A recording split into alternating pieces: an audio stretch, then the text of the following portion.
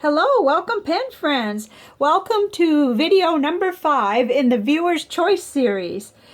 Here's the ink for today, Monteverde Horizon Blue. It is a bright and beautiful blue, so let's jump right into the water first. Let's give it a bath and see what happens. Here we go. I like to try to remember that every time first, okay? And here's from yesterday, Blackstone Daintree Green. Now, I don't know if you can see, but there's just the slightest bit of shadow left, and it's hard to see even without the camera and all the lighting issues, coming in. So it's pretty much gone, and so it's very typical fountain pen ink and normal, and you wouldn't want to address your envelope with it. That's the main takeaway, I think, from that. So, let's get in the envelopes. No particular order today. Might as well change it up a little. This was the most stunning, so I wanted to start with this. I just really love how it looks on this paper here. Nemesine is what it looks like, but I'm probably pronouncing it the name of a pen. So, I hope you can see on this side that there's a lot of red sheen. There's just, I mean, the heavier that you put it down, the more of the little edging that you get that's kind of red. And I thought that was just gorgeous, but that's not really my thing. My thing is mostly bright inks that show up good on the page, or shading. Shading is my number one attribute that I like. So, but I wanted to point that out. Now, this is the first ink that's ever bled through this paper, but I was demanding an awful lot. I dipped it into the ink, and I was a little careless with putting too much down, so it did bleed through. Wanted to point that out, but that's the first time, and I'm sure it's because I got heavy-handed with the paintbrush, with the ink. So, and this is the Give Inky Thanks Challenge going on November 2018 with @InkJournal. So, there's that. And then the other journal is the Cafe Note by Nanami Paper Company with Tomoe River paper. And again, some of the inks kind of dull out on this paper, but not this one. This is nice and bright. And whether or not it has too much shading, it has some shading. It doesn't bother me because that brightness is another thing that I love. But I do see shading. I'm just not sure whether you're going to be able to see it with the lighting. It's at the top of a lot of the letters that I see it, and I really enjoy that. But mainly I just love that it's nice and bright.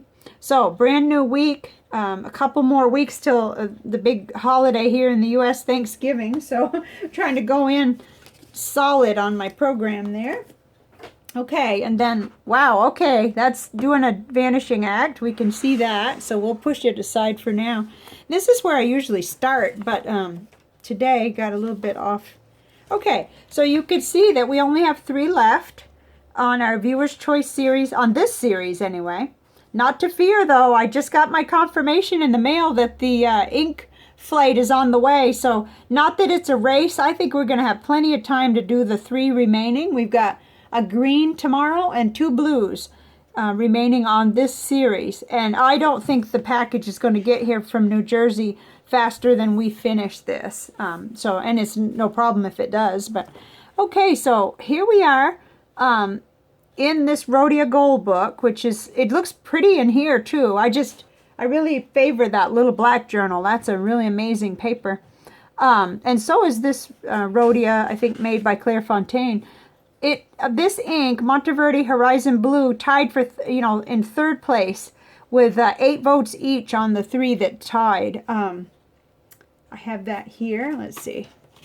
I think we probably mentioned it yesterday. So yesterday's Blackstone Daintree Green, today's, which is the Monteverde Horizon Blue, and then Pelican Edelstein, which is tomorrow. All 3 of those inks got a strong 8 votes, which means a lot because the votes were watered down among several inks, 70-something inks, I think.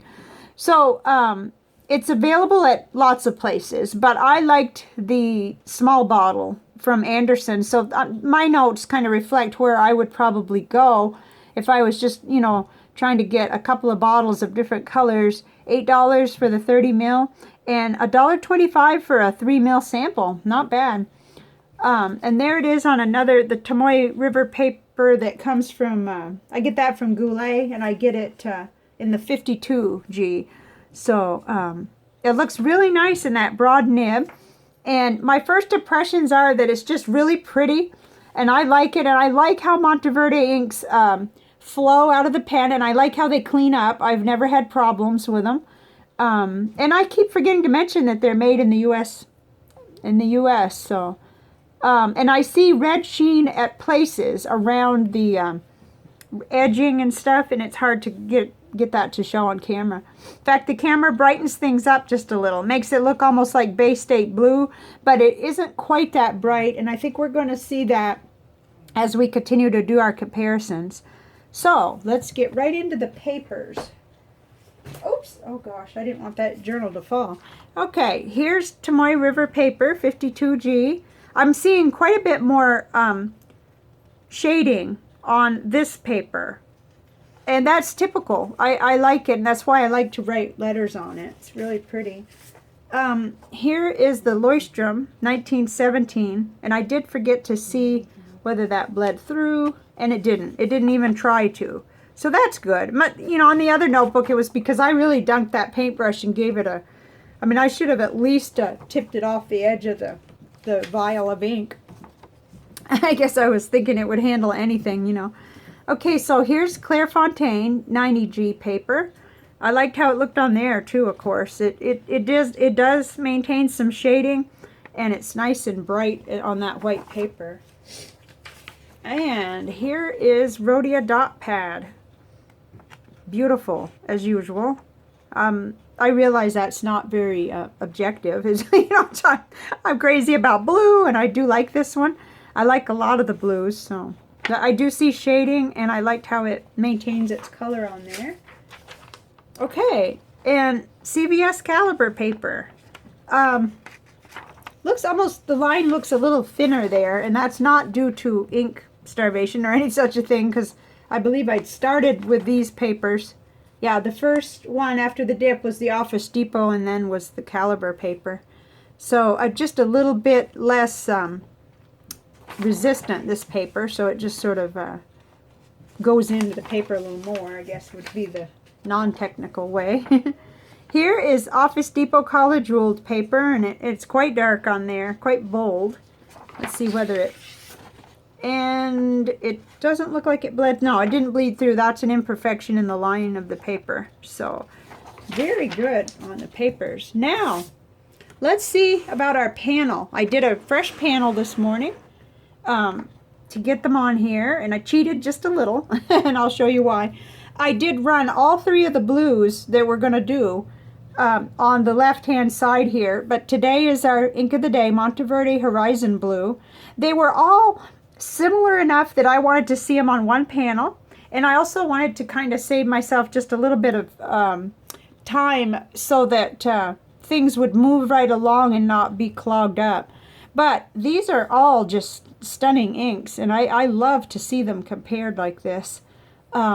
Goodness gracious, it's hard to know what to say. They're all pretty in their own rights, if you ask me.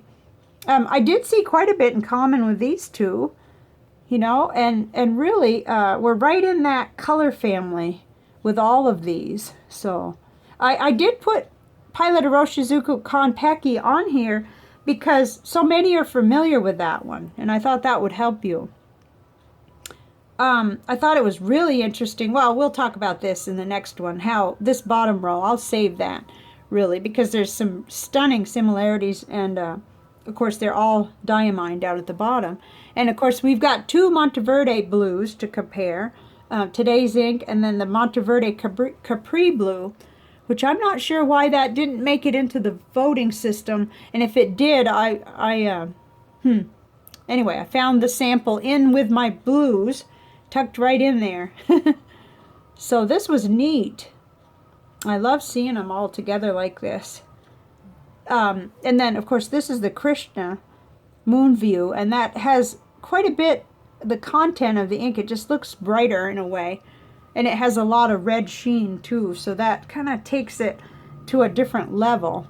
But for everyday writing and for price and everything, I don't think you can really beat a good Monteverde Horizon Blue like that. That is such a pretty ink. So there it is, and then oh wow, it just surely has disappeared. It's completely gone, I think. Yeah, there's no question about that. It's all gone. Now, maybe one day I'll remember that. Okay, so it was rather not quite as stunning and exciting when it came to this part today. This is the visual journal with 140-pound watercolor paper. And, you know, it's perhaps never comes out the same twice, no matter what you do. But it didn't react quite the same. It was sort of real saturated, so it didn't go very far or do such, you know, stunning things as some of the other inks do. But you could see the light blue on the edging, and it, you know, it was able to move around, of course. It just didn't quite wow me like some of them have. You know, it just did its thing. Let's see if we can find a couple of blue comparisons. I should have had bookmarks in it, but we can flip back. Let's see, you could see all of that. Yeah, I'm sure there's a blue somewhere that we can look at. All right, but yeah, I say that. Okay, well, like Bass Strait did all kinds of variety in shading, and Gray Seas did too. Of course, that has to do, I guess, with the composition of the ink and the saturation. Okay, and for instance, this is a good one to compare with Robert Oster Clearwater Rain. Just stunning, and I remember putting the drop down and it just did its own thing. So, you know, you're not quite seeing that with this, but certainly it's a beautiful color. Doesn't diminish any, it just changes things. I mean, in terms of artwork, and since I am covering that for those who are interested, you get something different with these other inks. With the Pelican Edelstein Topaz up at the top, that was pretty stunning, and it moved around a lot too. So see, this is, oh, I didn't label it. I'll have to come back in. This is today's Monteverde Horizon Blue. And I'm not trying to put it down. I just wanted you to see the difference. Let's see. You know, well, we can't really compare with a plum or, you know.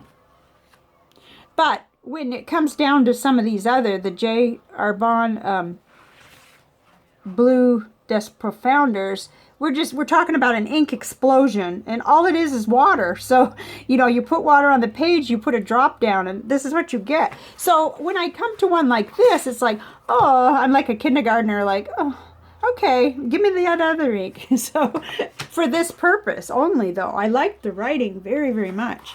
So, okay, you've gotten all of my mother calls it editorializing, when you know, you report on something and you just can't keep your opinion out of it. So I have just editorialized terribly. Okay, let's look at what's next.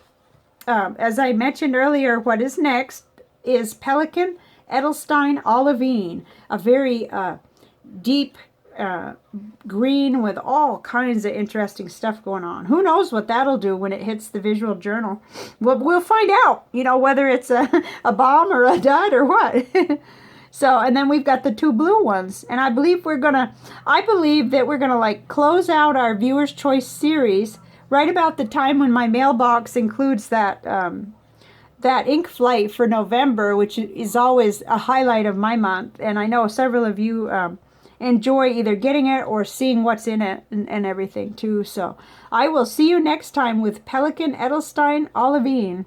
And let me know what you thought of Monteverde Horizon Blue. There's so many blues to choose from, but certainly I could be happy writing all day long with that. And I'll continue on this afternoon. I've written one pen pal letter, so there is hope. There's more to go. Okay, bye for now.